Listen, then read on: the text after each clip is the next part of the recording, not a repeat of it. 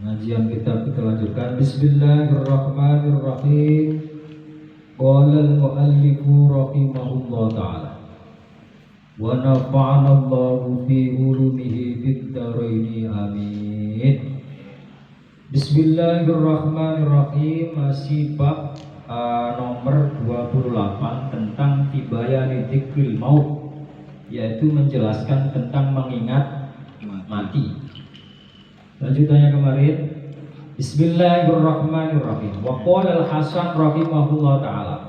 Jadi Imam Al-Ghazali itu menceritakan ulama-ulama dulu, pertingkahannya dulu ketika membahas tentang kematian. Wa qala, berkata sapa al-Hasan, Hasan yang Basri adalah Hasan Basri. Ini adalah gurunya, salah satu dari gurunya Imam Asy-Syafi'i. Gurunya Imam Syafi'i itu banyak. Ada Sufyan bin Uyainah, yang terkenal itu adalah Imam Malik. Ada Hasan Basri. Bismillahirrahmanirrahim.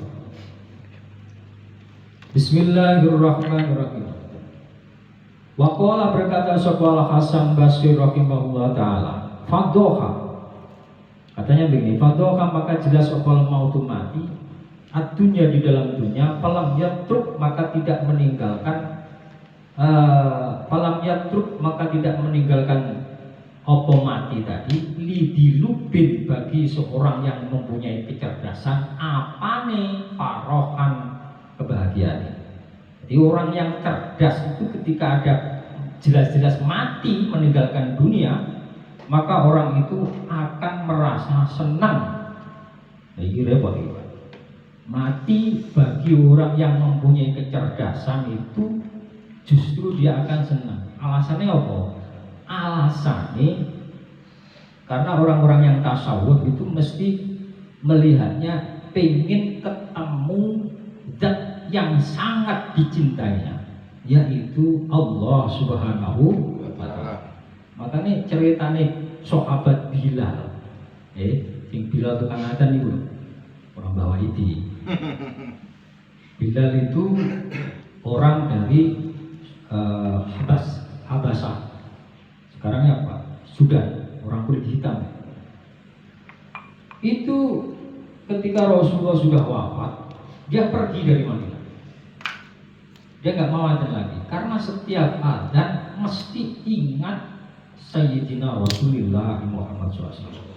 Jadi nggak sampai, tutup itu nggak sampai, nangis gitu. Sehingga daripada begitu, itu dia pergi ke tanah airnya.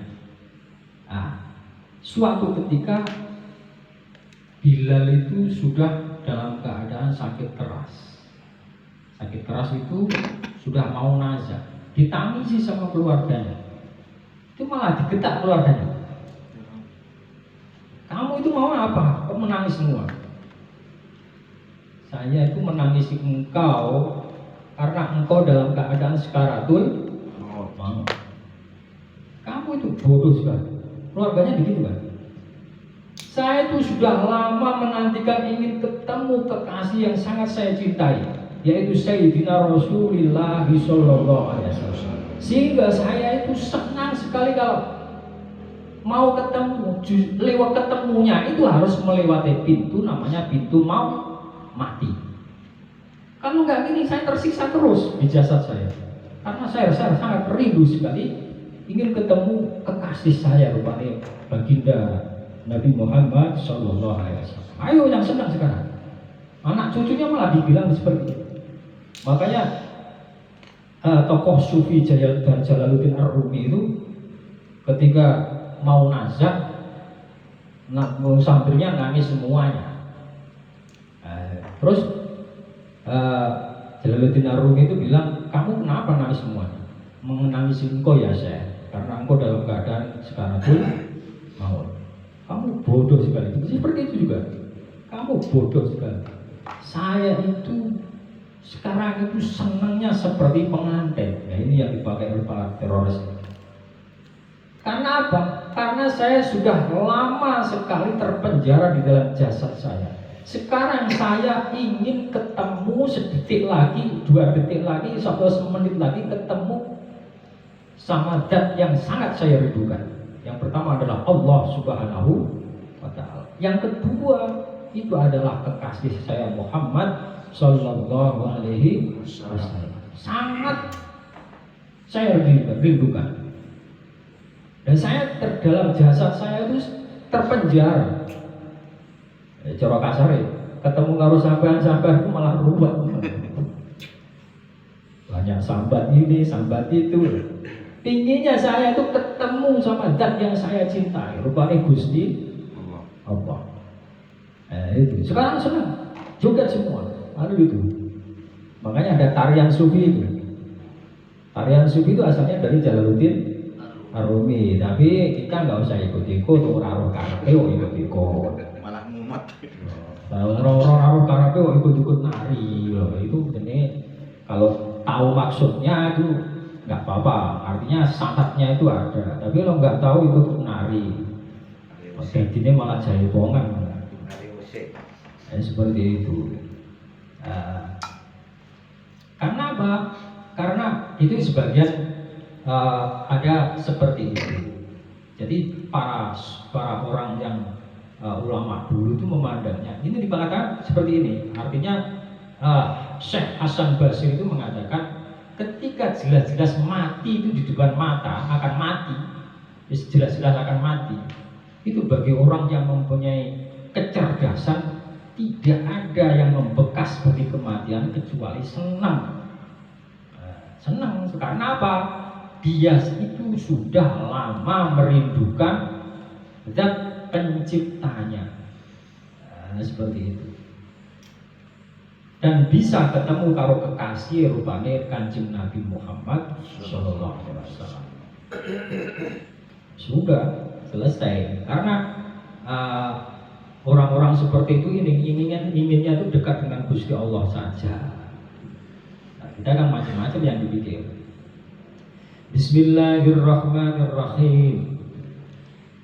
Bismillahirrahmanirrahim. Wa qala Rabi ibnu Khais.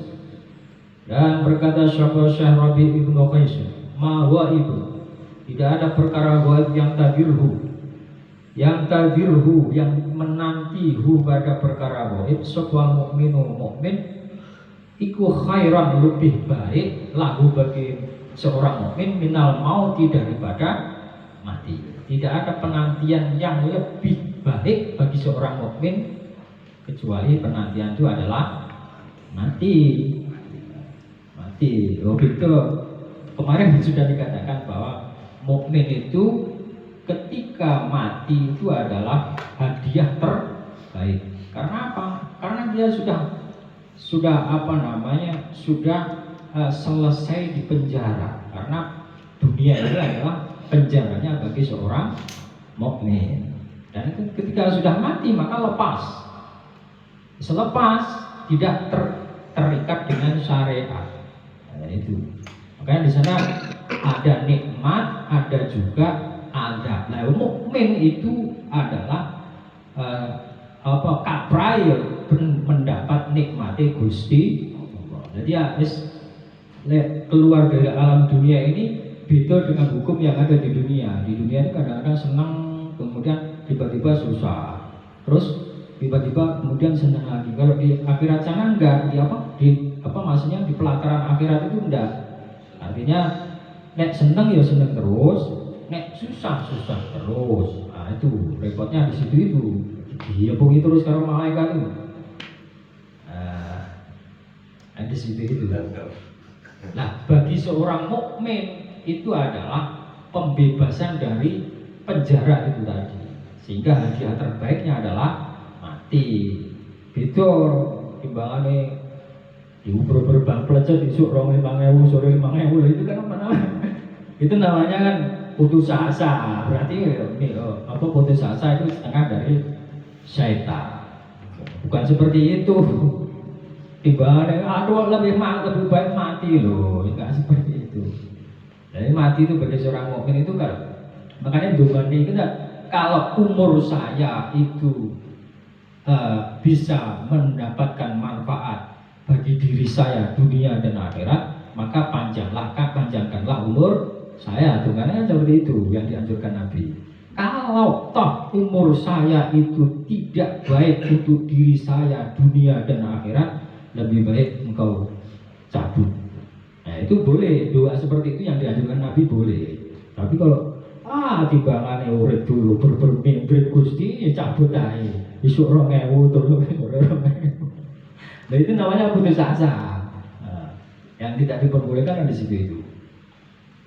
Bismillahirrahmanirrahim.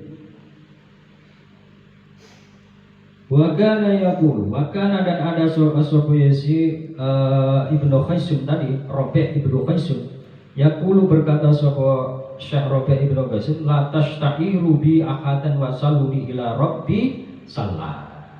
La tashta'iru, dan jangan merasa kalian bi bersama saya ahadan pada seseorang, wa saluni, dan carilah wasilah ni dengan saya ila rabbi pada Tuhan saya. Salam dengan wasilah, wasilah atau lantaran yang mengantarkan kita bisa dekat dengan Allah Subhanahu wa ta'ala. Itu maksudnya.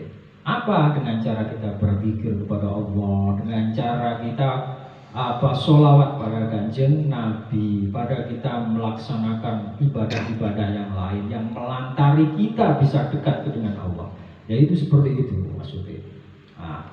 Bismillahirrahmanirrahim. Wa kataba, dan menulis sapa ba'dul hukama, sebagian orang beberapa orang ahli hikmah, ila rajulin pada seseorang min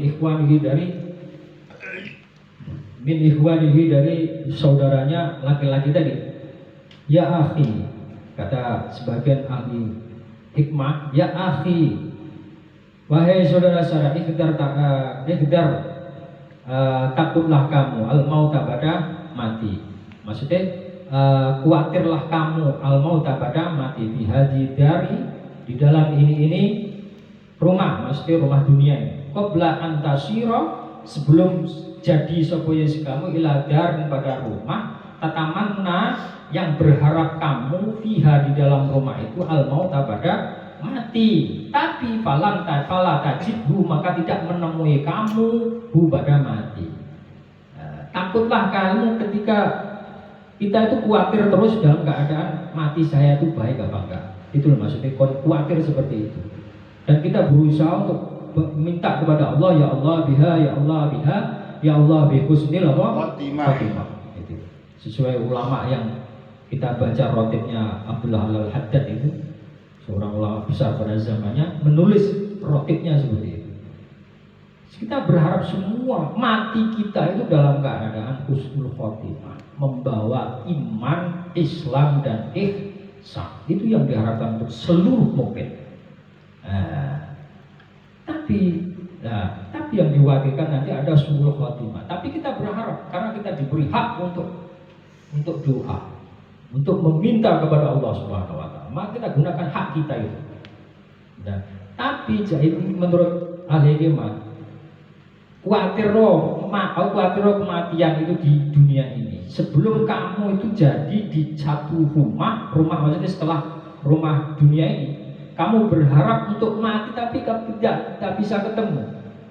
Nah, itu orang itu kalau sudah mati ternyata di sana disiksa, dihancuti malaikat, pacuti malaikat, hancur balik lagi, hancur balik lagi. Berharap mereka penduduk kubur yang disiksa itu berharap supaya kalau begini langsung mati saja. Mati kan digebui rakroso, harapnya kan seperti itu. Tapi mati itu cuma di dalam dunia. Dalam dunia kita sakit, plok mati, gak kroso. Penyakit yang melilit kita itu kita gak merasakan sakit. Karena apa? Mati. Dia berharap mati, digebui hancur-hancur begitu berharap mati. Tapi mati digebui kan gak kroso orang. Tapi nggak akan ketemu. Artinya nggak akan mati. Hancur, hidup lagi, hancur, hidup lagi. Seperti itu. Man robuka, Pak Min jawab seperti itu. Siapa Tuhanmu? Siapa Pak Min? Itu jelas dihancuti karena malaikat. Sengaja itu. Nah, tapi padahal itu di dalam kitab Nurul Dolam, malaikat itu bawa besi campur itu kecil, tapi terbuat dari neraka. Barang itu pun neraka sekalian naik. blas kayaknya. Bayangkan. Tarbihim bi hijaratin min sijil. Nah, itu burung ababil itu bawa cuma kerikil. Kerikil itu apa? Batu kecil toh? Tidak ada batu besar. Tapi hajarin itu kerikil. Kerikil itu batu kecil tapi dari sijil, dari neraka sijil. Itu ketika diteblok ini gini tentaranya Abraham waktu Abraham mau menghancurkan Ka'bah. Itu seluruh tentaranya itu mati dalam keadaan ngenes. Ngenes itu merasa gatal semua sampai sak gajah-gajah mati semua. Gatal semua, jadi dikukur ini enggak kerasa. Terus dikukuri sama pedang. Pedang melupas semua, dagingnya melupas semua, masih gatal terus sampai habis. Makanya keterangannya Asfin tarbihim bi hijaratin min sijil faja'alahu ka'asfin ma'kul, seperti ulat memakan daun. Allah menjadikan mereka seperti itu. Sampai teliti, sampai petani itu ulat itu kalau makan daun dari ujung sini seret habis, nanti kembali lagi ujungnya seret habis sampai perekel daunnya. Kan seperti itu, dibikin seperti itu perumpamaannya. Jadi gatel itu sampai diiris pedang sampai kelihatan cuma tulang-tulangnya. Kalau tulang-tulangnya orang mati ya enggak? Ya jelas bongkok. Gak terima mati, bongkok. Seperti itu. Ya. Ini cuma kerikil, tapi ini godok besi kecil kan di sini. Kitab Nurul Dalam karangannya Syekh Nawawi Al-Bandar itu ada di sini. Tapi nek dicambuk nih gunung itu jugluk katanya begitu. Ya. Jadi orang merobohkan hotel yang tingkat 15 sampai 45 itu nggak usah pakai bahan peledak, cukup itu saja langsung protol, pinjem cambuknya malaikat mungkar nakir. Itu seperti itu. Itu kalau dipukulkan sama gunung itu jugluk katanya seperti itu. Sekarang kalau dipukulkan manusia hancur sebelalang-belalang. Tapi kembali lagi, itu sakitnya kayak apa? Sakitnya ya nggak Allahu alam. Mereka berharap ini mati gak kroso. Lebih baik mati nggak kerasa. Tapi mereka berharap mati itu tidak akan terjadi, tidak akan ketemu. Maka ketika di dunia ini kata Syekh Rabi' Ibnu Khaisu, ya makanya itu tadi sebagian ahli hikmah mengatakan supaya khawatir tentang kematian di dalam dunia ini. Maksudnya khawatir kematian, apakah mati nanti dalam baik atau tidak. Makanya kita khawatir di situ supaya kita itu berharap mati dalam keadaan husnul khotimah. Wallahu a'lam. Assalamualaikum warahmatullahi wabarakatuh.